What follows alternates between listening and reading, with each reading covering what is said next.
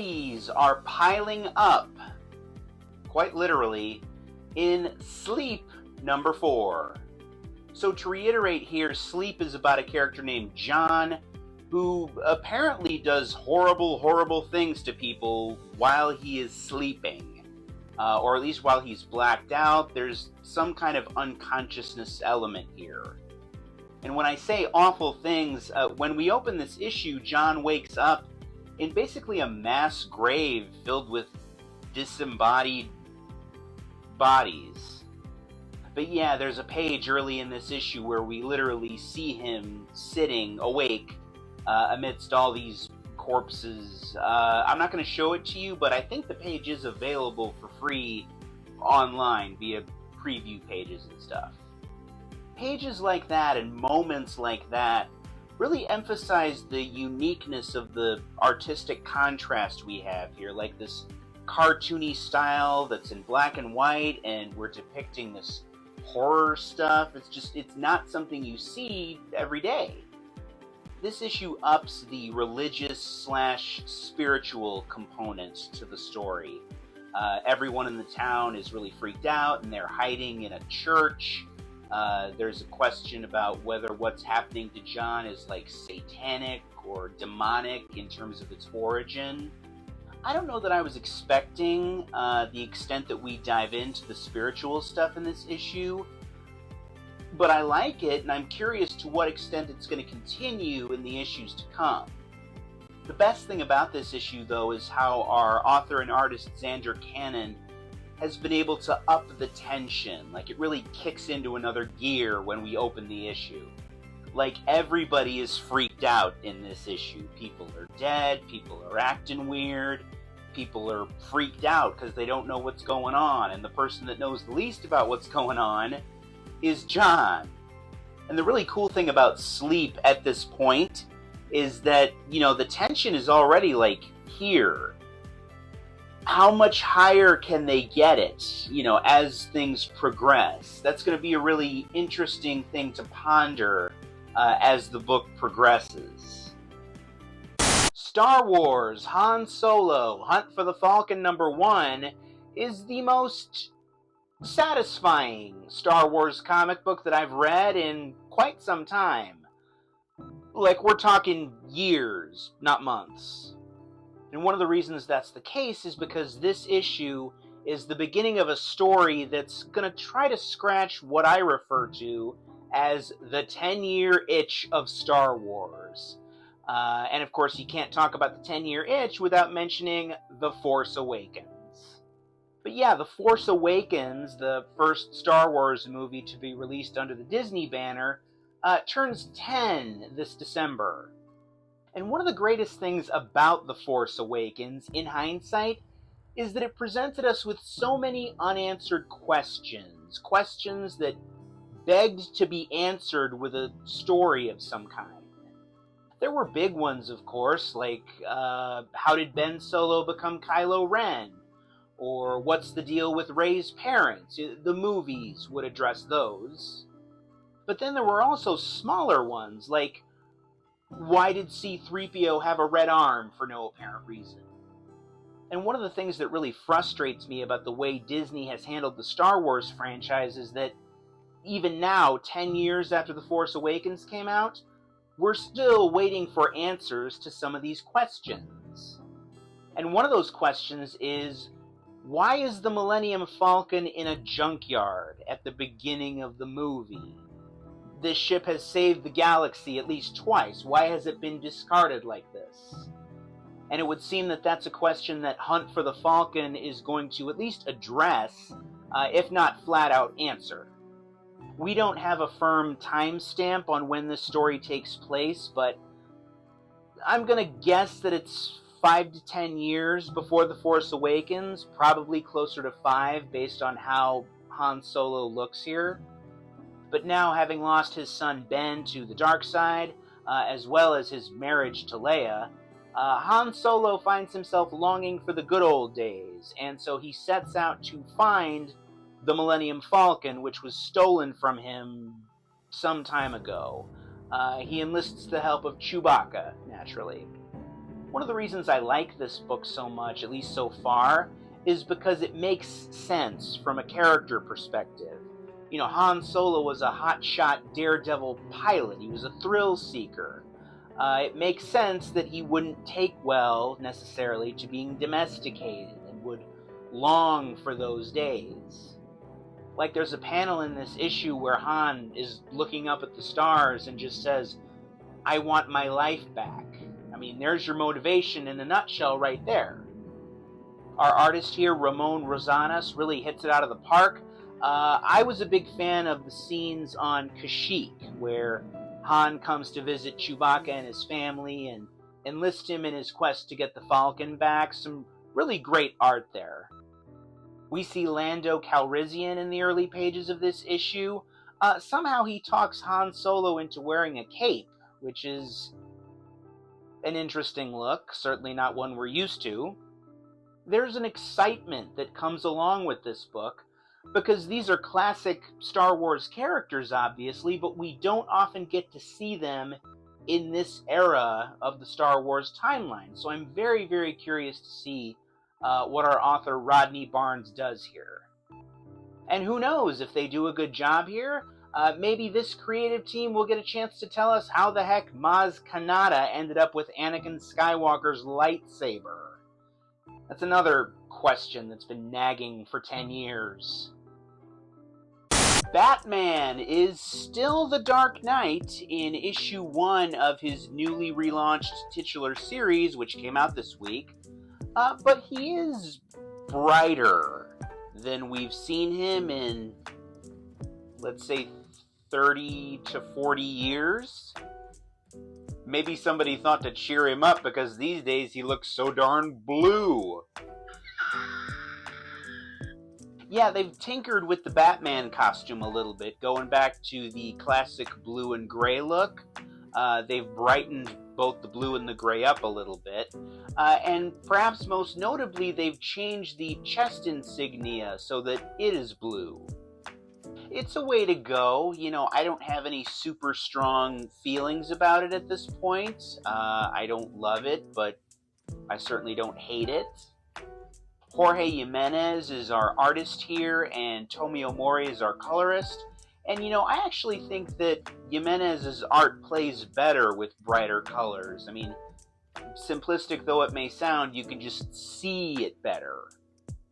Meanwhile, our new author is Matt Fraction. I primarily associate him with his Hawkeye run, which is one of the best in the character's history. This issue has a pretty prominent redemption theme. You know, the idea of whether people can change, whether bad people can become good. Standing in for People this issue is Killer Croc, who's undergoing like a new therapy where, you know, he's trying to become a good person, and he's much more infantile and like innocent than I've ever seen the character portrayed before. That's a fine theme for a Batman story. You know, it challenges Batman to kind of balance his darker, more cynical side with his softer, more human side, and kind of bring that into play a little bit more. Batman doesn't always have to be a moody, broody jerk. And I appreciate the fact that Matt Fraction seems to realize that this early on. Alfred is in this book, despite having been killed off years ago. Is this like Bruce imagining Alfred and what he might say in a given situation? Or is this an AI Alfred? I saw some buzz about that. If it is an AI version of Alfred, I'm not sure what I think about that. You know, DC could avoid problems like this if they would just resurrect the Alfred character the way they've resurrected all their other dead characters over the years. On the subject of, like, modern, timely issues creeping into this story, Police Commissioner Vandal Savage is going to start using SWAT-type troops in Gotham City now. That's interesting. Naturally, as this is bound to be one of the biggest single issues of the year, there are a lot of variant covers to go around. Jim Lee does one. I'm kind of partial to the Frank Quitely one myself, though. From a writing standpoint, I can't say I'm super enthralled by what we saw with this issue, but it was enough to pique my curiosity, and for now, that's good enough. Things are about to get serious when perennial damsel in distress April O'Neil shows up ready to fight. This is Teenage Mutant Ninja Turtles number 11. So in this issue, the Turtles are still in court, thanks to the corrupt New York District Attorney Hieronymus Hale. It's an explosive situation, and indeed, in this issue, things explode, more or less. A lot of tremendous cover game for this issue. We've got this one, of course, which is really strong. It's by Jorge Fornes. But then we've also got this one by Juan Ferreira, who's our interior artist. More on him in a bit. It's always nice to see one from TMNT co-creator Kevin Eastman.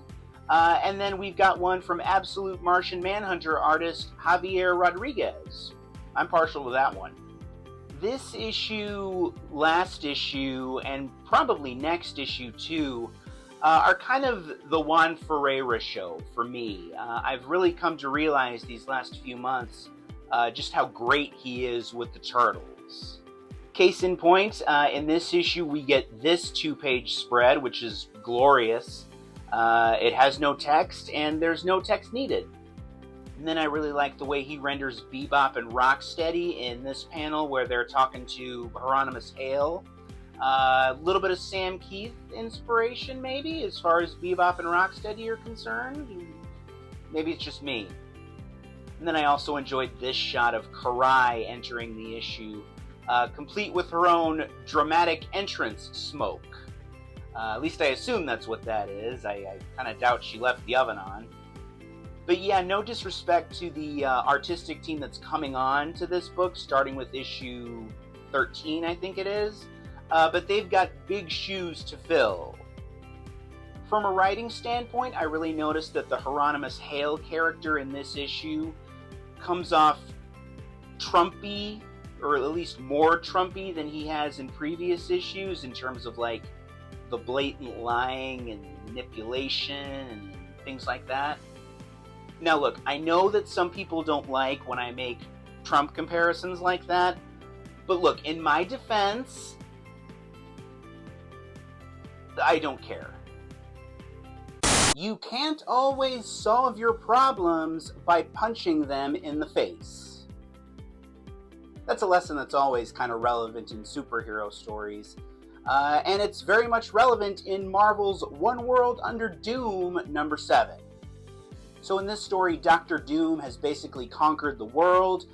He's got Doctor Strange's powers, and much of the general public, planet-wide, approves of what he's doing. But then last issue, the Avengers discovered that Dr. Doom has a bunch of people in his home country of Latveria, contained, and he's draining their life force for himself, and the idea is that this is going to turn a lot of the public against him.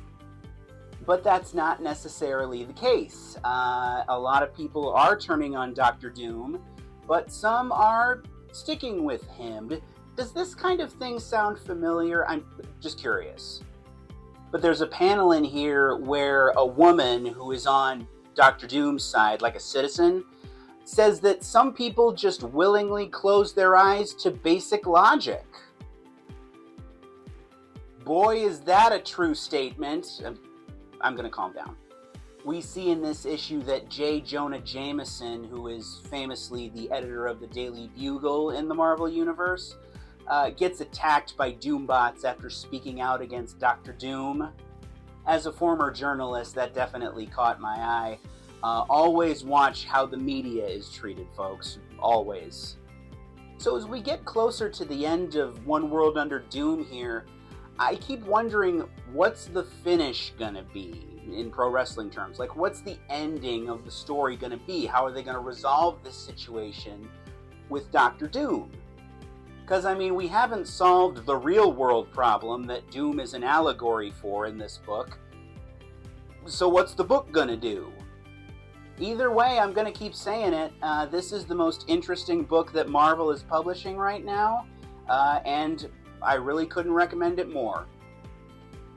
There's a panel in Captain Planet and the Planeteers number 5, which comes out this week, September 17th, where one of the bad guys calls one of the Planeteers a snowflake.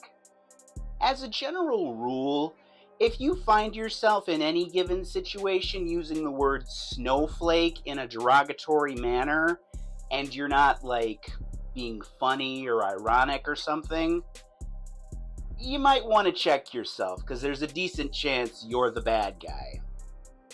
In fact, more than a decent chance.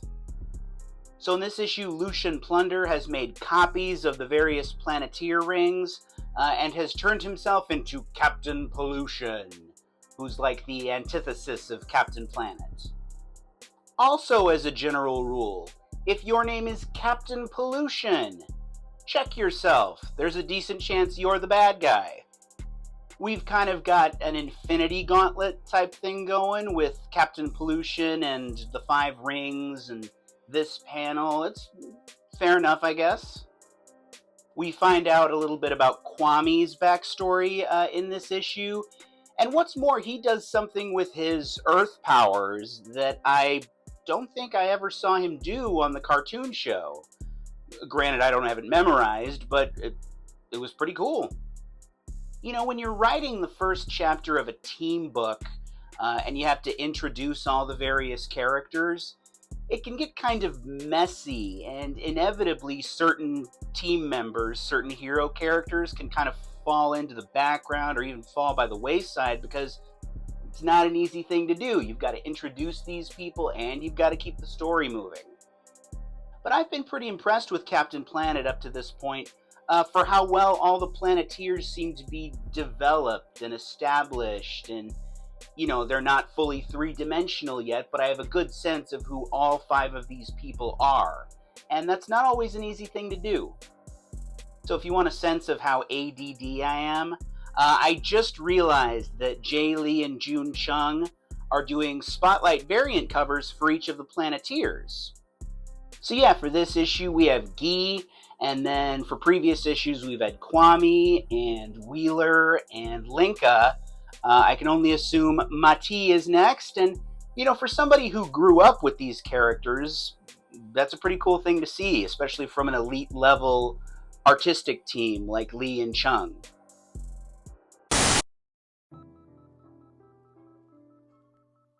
I'm not gonna ramble about the Jimmy Kimmel story this morning, even though there's a part of me that really wants to. The only thing I'm going to say is that it's very important for people to not just understand that his show was pulled from the air, but why his show was pulled from the air, and what that means, and what that sets a precedent for in the grand scheme of things. And you know, interestingly enough, this does kind of tie into the issue that was already on my agenda for this morning anyway. Captain America number 3. So to reiterate, this story places Captain America's re-emergence from the ice in, I think, the early to mid-2000s, like during the conflict in the Middle East. And in this story, we've met a character named Dave Colton, who is essentially the modern-day super soldier. He carries Captain America's shield and kind of fights for the U.S. military. We see some flashbacks for him in this story and some of the trauma that he went through during the Iraq War and the conflict in the Middle East. And all the while, Steve Rogers, Dave Colton, and U.S. forces have infiltrated Latveria, which is Dr. Doom's home country. So naturally, that promises a conflict in and of itself. It feels like this issue does a nice job of conveying the everyday horrors of war, and you know, what I'm sure many, many troops actually witnessed and experienced in Iraq and the Middle East. I don't know that for a fact. I didn't serve, but it feels like it's probably true. You know, I'm really into Marvel's One World Under Doom story, which is one of their big event comics that's coming out right now. And even though this story is by a different author, it does feel like it is an interesting sort of tie-in with One World Under Doom. even though that's not officially the case. Because, you know, we have scenes in this issue where Dr. Doom is showing Steve Rogers Latveria and how the people there are, like, thriving under Doom's dictatorship. And naturally, Steve Rogers comes back with the argument that it's like prosperity and comfort at the price of freedom, which, you know, rings true. And there's a panel in here where Dr. Doom says that America uses words like freedom and democracy to cover up the atrocities and horrors that it's culpable in. And that's kind of what made me think of the Jimmy Kimmel thing this morning. Not because what happened with him is such a horror and an atrocity, but, you know, the fact that we continue to use words like freedom and democracy, but do we really understand what they mean? Or what they're supposed to mean? The Dr. Doom character really shouldn't be right about America as much as he is these days.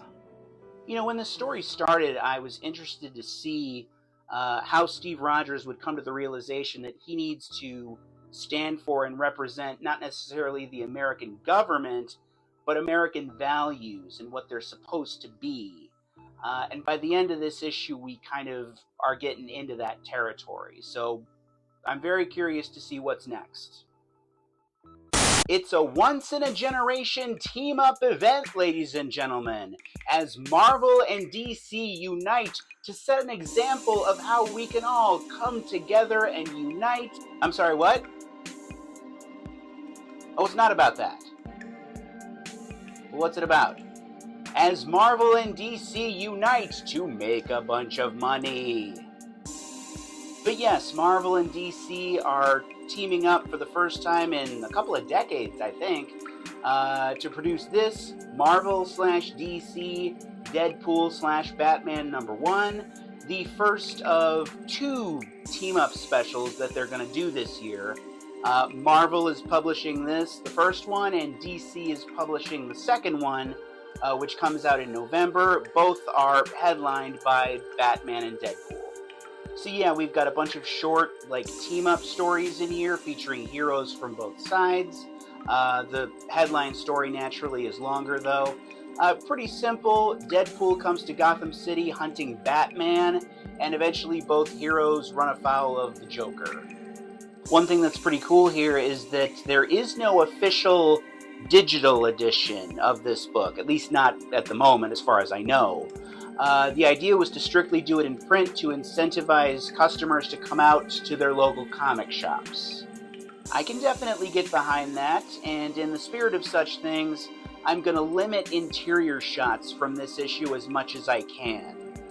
So you're going to see a lot of variant covers here. I'm not going to cover everything in this issue, but most of what we get here is fine. I mean, most Marvel and DC team-up stories are fine. With Marvel and DC stories, you usually don't have the page space to do much with a lot of substance to it. It's usually just about the novelty of this character being with this character, or that character going against that character, etc. And in that sense, this issue gives us pretty much what you would expect. I mean, I can't complain much about what we have here. Greg Capullo, who many people consider to be an all-time great Batman artist, draws the Deadpool-Batman team-up. Again, no complaints here. It looks great. And Zeb Wells writes a story that did legitimately get a couple of chuckles out of me. My favorite panel in the entire issue is this one, Deadpool climbing up onto the roof of police headquarters, asking, is this the line where we get to meet Batman? My favorite short story in the issue is actually the one that Chip Zdarsky writes and Terry and Rachel Dodson do the art for, a Captain America Wonder Woman team-up. It actually kind of feels like a real relationship between two people. Not relationship in the romantic sense, but, you know, like a friendship that evolves and grows over time. We also get a meet story between Crypto and Jeff the Land Shark, which I thought was really charming. Frank Miller gets thrown a few pages in here to scribble down a story about his version of Batman, you know, the Dark Knight Returns Batman meeting Old Man Logan. It is what it is. And the more I think about it, the more the Green Arrow Daredevil team-up story by Kevin Smith and Adam Kubert kind of overachieves. It's got a charm to it as well. Interestingly enough, conspicuous by their absence here, Superman and Spider-Man, arguably the two most iconic heroes from each company. No ideas, couldn't come to an agreement. But yeah, this is probably going to wind up being one of the bigger issues, if not the biggest issue of the year, sales-wise. And I'm fine with that because it's a fine piece of business. And if it gets more people into comic shops, then to me it was all worthwhile. Flow, number 1. Oh boy. Flow number 1 is a comic book that's not afraid to go there. You know where I'm talking about. So this story is about a young girl who goes away to camp where she gets her first period. But because she's been homeschooled and hasn't necessarily gotten the right kind of education about what's going on with her body, she becomes susceptible to manipulation and hazing and bullying from other girls. And naturally, because this is a horror story, said hazing and manipulation has horrific consequences. So this story is clearly designed to play into the uneasiness that people, men in particular, have about, I'm just going to say it, period stuff. And, women's reproductive health in general, I guess. And I can appreciate the gutsiness that it takes by all parties involved to tell a kind of story like that, because I think the visceral, immediate reaction that a good amount of people are going to have to this is, ew, why would you do that? But I think that's kind of the idea. I think this book is sort of designed to a large extent to make unenlightened dude bros uncomfortable and, push the boundaries of what people are comfortable with and what they normally read about. And that's one of the things that horror stories can do. And I like that sort of thing. I like stories that invite you to expand your mind and your perspective. And certainly Flow is a story that's uniquely suited for the world of indie comics, because I doubt that you'd ever see this from a major comic book publisher, and certainly not a major TV or motion picture distributor. It is a little bit Carrie-like in terms of the story. We've got a girl who's being hazed and presumably at some point will want to get back at the people that hazed her. The art in this book plays into the horror element really well. This is my favorite panel in the entire book. Your brain kind of goes over it thinking that nothing's wrong, and then it jumps when it sees the girl there. I always appreciate elements of truth in stories like this. And, the tragic truth is that there are a lot of girls and young women around the world who don't have access to proper education about what goes on with their bodies at that age. It's really sad and tragic. And this book very much plays into that and kind of comments on it in its own way. And as the father of 2 young girls living in a post-Roe v. Wade era, I can very much appreciate that. It takes a lot of guts to do a story like this in the current climate, so I'm here for it. In Hyde Street number 9, we meet an evil plastic surgeon named Dr. Ego.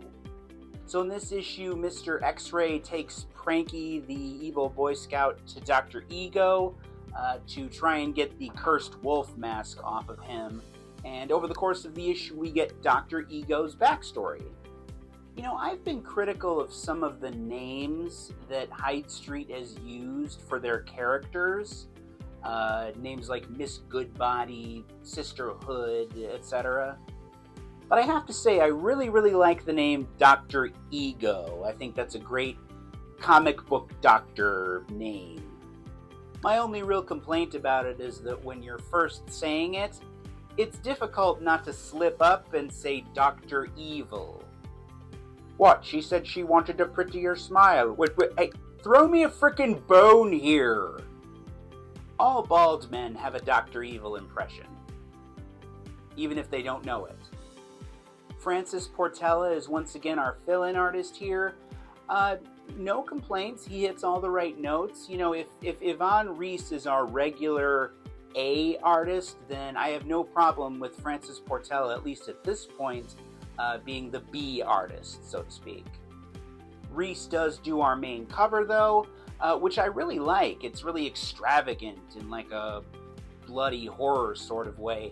The person's face on the cover reminds me a lot of the way Greg Capullo's Joker looked in Batman Death of the Family.